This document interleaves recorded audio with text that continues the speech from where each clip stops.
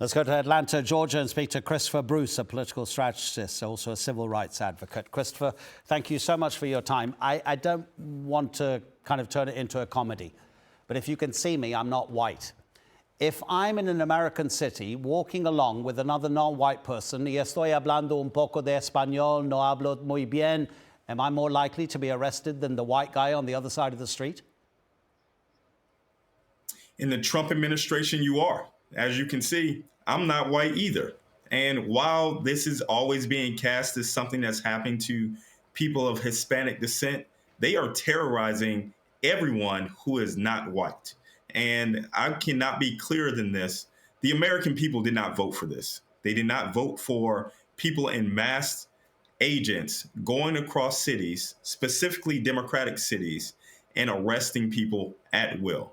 This is un-American. This is inhumane and is causing the most amount of stress in communities that just want to be safe and just want to live their lives. So very disappointed within this.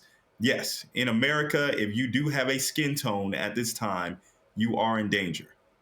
What happens to people when they're detained, Christopher? How long are they held? When is a decision made whether they should be released or deported?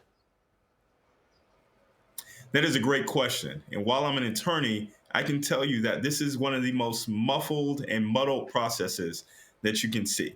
Because there is a difference between being detained for having a crime, which is in our judicial system, that's supposed to be 48 hours, as compared to an immigration customs enforcement control, what we call an ICE hold.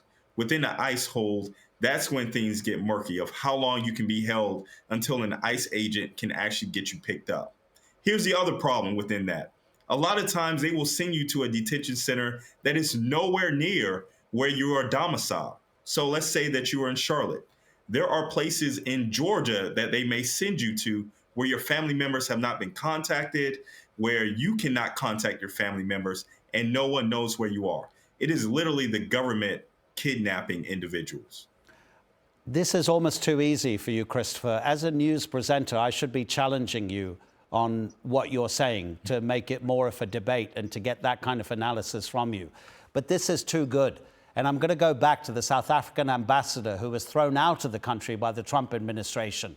How true was his statement when he said Donald Trump is the leader of a white supremacist movement that is taking its actions in response to the changing demographics of the United States? It's not going to be too long before Spanish is the #1 language in your country.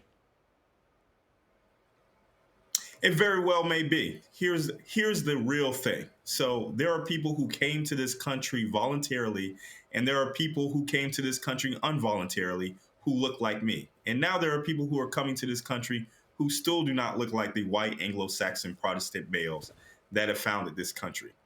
When it comes down to it, we are all in this country together, and we have to figure out a way to work together. This is not it.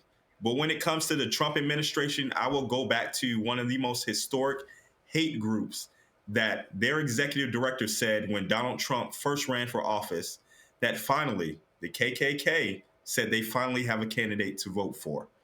That's all I really need to say as far as making a point on who has voted for Donald J. Trump. The legal challenges that we've seen, have they focused more on the National Guard deployment or on these immigration raids by federal agents? Both. So let's be clear.